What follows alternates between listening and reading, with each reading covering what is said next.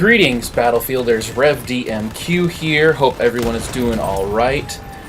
With Battlefield 2018 upon us and the release of Battlefield 1's latest DLC, Apocalypse, and then the release not too long before that of TTK 2.0, I thought I'd make a little video that might not be very popular, but what I think is a decent analysis of kind of the current state of Battlefield 1 and why everyone thinks it's broken. But then that will lead into kind of what I hope to see in Battlefield 2018. Not a whole lot. It won't be a Battlefield 2018 video. This is kind of a conversation of what's happening in Battlefield 1 and really why we think it's broken. So also let me qualify this video a little bit. When I say that we think Battlefield 1 is broken, I'm not talking about game mechanics like stuttering or rubber banding or netcode. Those are important, but I don't think that is what's wrong with the game. Now, yeah, we need to figure that stuff out. The developers need to figure that stuff out. But when I say we think it's broken, I also mean that I don't actually think the game is broken. I mean, Westy, how many times have you had to prove that Battlefield isn't broken by giving us stats and numbers? So that's why the title is why we think Battlefield is broken. I think we think it is. And there are a few reasons why.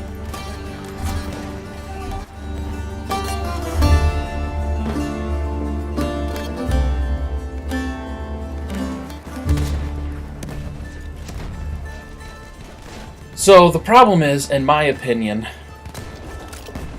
a lack of leadership. Who's running the show? Who is making the decisions? Now that might sound kind of harsh, but hear me out first. Is it the developers or is it the community?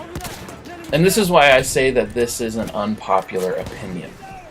See, I don't think Battlefield 1 is broken, but I think so many people think it is because the level of community involvement that DICE has allowed. Now that might sound strange, hear me out, but I think part of the problem with the Battlefield franchise today are the game changers and the CTE. Now, before you crucify me, know that I will continue to consume the content created by the game changers. I like them and I value their opinions. I love to watch their gameplay very much. I have no problem with any of the game changers or the content creators. It's a unique way of making community members feel valued and heard and involved. It's not without merit, but I believe it is a bit of a double-edged sword. And then also let me qualify, I understand the rationale behind the CTE, the community test environment. I get it. They want to test out the kinks on a larger scale. It helps them roll out the content with less hiccups. It makes sense. So I think that these are well-intended systems in the Battlefield franchise, but I think they've led to some issues that need to be addressed for the franchise going forward. You see, DICE has tried to involve the community so much that I often think we are the ones making the decision. The community thinks that they should have a say in the development of the Battlefield game. They've brought consumers into the decision-making process through the Game Changers program and through the community test environment, which sounds fine and all, but when the changes influential community members request aren't made, sometimes we feel unheard and people feel misrepresented. And so I'm concerned that the company has handed over influence, but when that influence isn't received by the developers, the community feels like they've been shafted in some way. Like the company will say over and over again, you know, what do you want? What are your expectations? What are your hopes? And so then people will share that, but then some of that feedback will get implemented, some of it won't. And so DICE asks the community what we want, and then we tell them. Then when it's not implemented, we get ticked and we say that the game is broken. And so this is why I say the issue is kind of with leadership. It's the perennial issue with leadership. You can please some people all the time, and you can please all the people some of the time, but you can't please all of the people all of the time. But that to me is what it feels like DICE is trying to do, to please everyone in the gaming community, which just leads to more people being ticked off and the community being divided. And so as great as it is, I believe the community involvement has gone a bit too far because it's changed our expectations of what the game should be and how it should be developed. And this is why I say I don't think the game is actually broken. Yeah, fix the stuttering, fix the rubber banding, fix the netcode. Would you please get rid of that little clock on the right side of the screen? But I don't believe that the meta is broken. Sometimes we're like petulant children who are asked what we want, all the time, and then when we don't get them, we throw a tantrum and we say the game is broken. So I want to give just a few examples of this. First, Battlefield Bad Company 2. What a great game, right? We loved it. But I think if there had been game changers or a CTE for Bad Company 2, the community would have been unbelievably frustrated. We would have been complaining about weapon balance. We would have been complaining about certain game mechanics. Actually, you can go to old message boards and see people complaining about the Bad Company 2 weapon balance. People were frustrated about it. But here's what I think is really interesting about kind of the meta of Bad Company 2 versus the meta of Battlefield 1. The developers made the game that they loved, and they built the weapons in the way that they did, which meant that some community members loved certain weapons and other community members loved other weapons. But now in Battlefield 1, you've got the Hellregals and the Automaticos that people just spam all day. People complained about weapon balance in Bad Company 2, but people learned to roll with the game as it was built.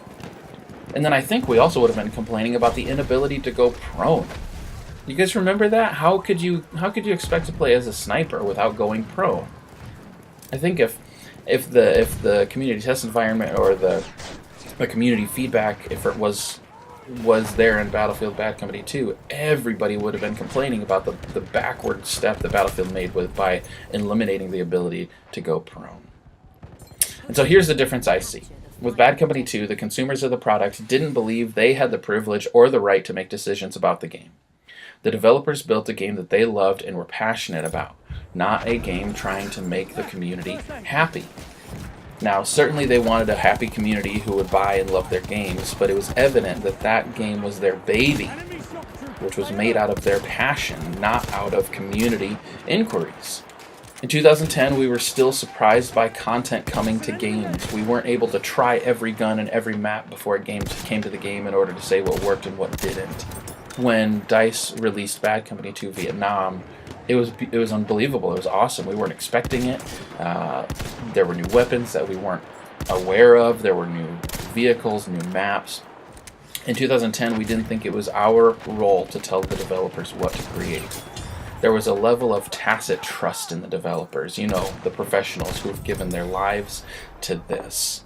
With the community test environment the way that it is today, with every premium player being able to play it on every platform, it just feels like there's not much surprise anymore. Like, you can go and you can play the levels and try all the new weapons. You're giving the developers feedback, which is great, but you don't have the excitement about the new content coming to the game. There's not the kind of blind anticipation of what they've made. We've seen it all. We've tried it all. We've looked at the levels, and we've played them in the gray box, and then we've played them with all of the assets added to them, which I think, as much as the developers appreciate that information, I think it takes away from the expectations of the community. So the other example I want to look at is the division that we see in Battlefield right now. I created a Twitter poll last week to determine what the community thinks about the Major Hall of the weapons, also known as Time to Kill 2.0. And there's an image of the tweet that I put up there. Working on a new video over the state of Battlefield 1. I need your help. Do you prefer the original Time to Kill or Time to Kill 2.0? Anyway, I didn't know what to expect with this poll. It was really interesting, though, that people filled it out the way that I did, because I'm just a little guy on the totem pole, and to get almost 350 votes was kind of surprising. It revealed to me that there are people that are pretty passionate about the game. But what was interesting to me was the way that the numbers came out. The largest number here is that people enjoy 2.0 more than the original T2K. That's great. But almost a third said it came too late. And so now, a year and a half into the life of this game, you've got 1/4 of the people saying this shouldn't have changed, it was great the way it was. You've got almost 40% saying, hey, this change is amazing. You've got another third who are saying, well, I like it, but it changed to late in the game. And then 1/10 of the community says they don't want to play the game anymore because of this change. And this change came about through the CTE and the Game Changers, which I love the Game Changers. I'll continue to consume your content. I get it.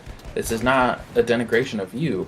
And I've played the CTE. I understand the value of it. But I think the negative side to all of that is now the Battlefield community is fractured in a way that I've never seen in the 16 years I've been playing this game. And I think this leads into my hopes for Battlefield 2018. It might sound silly, but I hope that DICE creates a game that they would want to play over and over and over again. Yes, take the pulse of the community, but DICE needs to take charge and develop the game that they love, not a game that they think will make the consumer happy. I think that if they continue to do that, they will continue to polarize the best community in the world. And while I've loved Battlefield 1, while I love to play it, I keep playing it, and I've been connected to some great folks through the game, the truth is I've lost a lot of my core gaming friends through the life of Battlefield 1. The guys and gals I've been playing with for years stopped playing altogether, and I miss playing with the guys and gals that I grew up playing the Battlefield game with. I'd like to see a game that DICE loves, that DICE creates out of their passion, not out of what they think the consumer's passion is, which I believe will help bring together a fractured community. Well, friends, what do you think?